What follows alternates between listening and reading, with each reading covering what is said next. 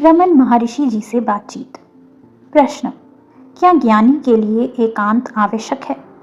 उत्तर, एकांत मनुष्य के मन में है। संसार से घिरा हुआ होकर भी व्यक्ति मानसिक शांति बनाए रखने में समर्थ है। ऐसा व्यक्ति एकांत में है। दूसरा व्यक्ति वन में रहकर भी मन को वश में करने में असमर्थ हो सकता है। उसे एकांत में रहने वाला नहीं कहा जा सकता। एकांत मन का कार्य है। वासना में लिप्त रहने वाला व्यक्ति चाहे वह कहीं भी रहे, एकांत प्राप्त नहीं कर सकता। वासनाओं से निर्लिप्त व्यक्ति सर्वदा एकांत में है। प्रश्न, तब फिर कर्म करते हुए भी व्यक्ति वासनाओं से मुक्त होने से एकांत सेवन ही करता है, क्या ऐसा है? उत्तर, हाँ, फल की इच्छा से किया कर्म बंधन है, जबकि निष्काम कर्म कर्ता पर कोई प्रभाव नहीं डालता। कर्मठ रहता हुआ भी वह एकांत में है। प्रश्न, ऐसा कहते हैं कि तिब्बत में अनेक संत हैं जो एकांत में रहते हुए भी जगत का भारी उपकार कर रहे हैं, ऐसा कैसे हो सकता है? उत्तर, ऐसा हो सकता है। आत्म साक्षात्कार मानवता की सबसे बड़ी सहायता है। इसी कारण वन में रहते हुए भी संत सहायक है। किंतु यह नहीं भूलना चाहिए कि एकांत केवल जंगलों में ही नहीं है। एकांत तो नगरों में और सांसारिक कार्यों से घिरे हुए होने पर भी संभव है। प्रश्न, क्या यह आवश्यक नहीं कि संत लोगों से मिले और उनकी सहायता करें? उत्तर, केवल आत्मा ही सत्य है, संसार तथा अन्य वस्तुएं नहीं। आत्मज्ञानी मनुष्य, आत्मज्ञानी पुरुष जगत को अपने से भिन्न नहीं देखते। प्रश्न, तात्पर्य यह हुआ कि संत का आत्म साक्षात्कार मानवता के उत्थान में सहायक है, चाहे मानवता को इसका भान न हो, क्या ऐसा है? उत्तर, हाँ, उपकार का भान नहीं होता, पर फिर भी है। एक संत पूरी मानवता का कल्याण करता है, पर मानवता को इसका भान नहीं होता। प्रश्न, यदि वह अन्य व्यक्तियों से मिले तो क्या ठीक नहीं होगा? उत्तर, मिलने को दूसरा कोई है ही नहीं, केवल आत्मा है और वही एकमात्र सत्य है। प्रश्न, यदि 100 आत्मज्ञानी पुरुष हों तो क्या जगत का अधिक कल्याण नहीं होगा? उत्तर, जब तुम आत्मा कहते हो तो असीम का जिक्र करते हो, पर जब तुम पुरुष कहते हो तो अर्थ को सीमित कर देते हो। केवल एक एकांत आत्मा है। प्रश्न, हाँ, मैं समझा। श्री कृष्ण ने गीता में कहा है कि अनासक्त होकर कर्म करना चाहिए तथा इस प्रकार का किया हुआ कर्म आलस्य की अपेक्षा उत्तम है। क्या यही कर्म योग है?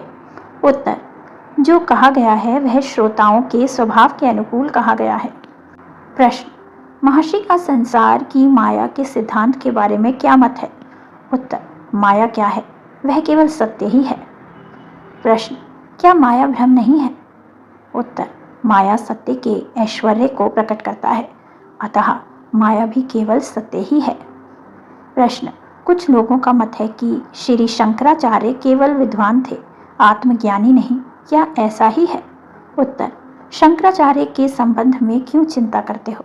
अपनी निज की आत्मा की अनुभूति करो, दूसरे अपनी चिंता स्वयं कर सकते हैं। प्रश्न, जीसस क्राइस्ट ने लोगों को उनके रोगों से मुक्त कर दिया था, क्या यह केवल सिद्धि है? उत्तर, क्या जीसस को उस समय यह भान था कि वे लोगों के रोगों का निर्वाण कर रहे हैं? उन्हें अपनी शक्ति का भान भी नहीं रहा होगा। एक ऐसी कथा प्रचलित है कि जीसस ने एक बार एक अंधे व्यक्ति को दृष्टि प्रदान कर दी। कालांतर में वह व्यक्ति दुष्ट हो गया। कुछ वर्षों के बाद उस व्यक्ति की दुष्टता का परिचय पाने पर जीसस ने उससे इसका कारण पूछा। उसने उत्तर दिया कि जब मैं अंधा था तब पाप कर्म करने में असमर्थ था, किंतु जीसस द्वारा उसकी दृष्टि का उपचार होने पर वह दुष्ट हो गया तथा जीसस ही उसकी दुष्टता के लिए उत्तरदायी थे। प्रश्न, क्या जीसस सिद्धियों से युक्त पूर्ण मनुष्य नहीं थे? उत्तर, उन्हें अपनी सिद्धियों का भान होना संभव नहीं था। प्रश्न, क्या टेलीपैथी आदि सिद्धियां प्राप्त करना अच्छा नहीं है? उत्तर, टेलीपैथी या रेडियो से दूर के स्वर या दृश्य को सुनना एवं देखना संभव होता है। सामान्यतः यह भी सुनना अथवा देखना ही है। हम पास से सुने अथवा दूरी से, इससे सुनने में कोई अंतर नहीं पड़ता। मुख्य तो दृष्टा अथवा सुनने वाला है। श्रोता तथा दृष्टा के अभाव में श्रवण तथा दृश्य संभव नहीं। ये सब केवल मन की क्रियाएं हैं। इसलिए सिद्धियां भी केवल मन में ही होती हैं, वे आत्मा का स्वभाव नहीं है। जो वस्तु मौलिक ना होकर प्राप्त की जाती है वह स्थायी नहीं हो सकती तथा प्राप्त करने योग्य नहीं है। ये सिद्धियां विस्तृत शक्तियों की सूचक है। व्यक्ति की शक्तियां सीमित होती हैं और वह दुख अनुभव करता है। सुखी होने के लिए वह इन शक्तियों में वृद्धि करना चाहता है, परंतु विचार करो, क्या ऐसा होने वाला है? यदि सीमित वस्तुओं से ही मानव इतना दुखी है, तब उनमें और अधिक वृद्धि होने से तो उसके कलेशों का अनुपात बढ़ना निश्चित ही है। सिद्धियों की शक्ति किसी मनुष्य को सुखी नहीं कर सकती, वे तो उसे और भी अधिक दुखी करेगी। इसके अतिरिक्त इन सिद्धियों का क्या प्रयोजन है? सिद्धियों का साधक इन सिद्धियों के प्रदर्शन हेतु ही तो इनकी इच्छा करता है, जिससे कि अन्य लोग उसकी प्रशंसा करें। प्रशंसा ही उसका लक्ष्य होता है। जिसकी प्राप्ति ना होने पर वह दुखी होगा, उसे अन्य प्रशंसा करने वालों की भी आवश्यकता होगी। संभव है उसको अपने से अधिक शक्तियों वाला पुरुष मिल जाए तो भी वह द्वेषवश दुखी होगा। बड़े सिद्ध को कोई और भी बड़ा सिद्ध मिल सकता है, और इसी प्रकार कोई ऐसा भी हो सकता है जो निमिष मात्र में सब कुछ नष्ट कर डाले। वही सर्वशक्तिमान सिद्ध है, और वह है ईश्वर अथवा आत्मा। वास्तविक शक्ति कौन सी है?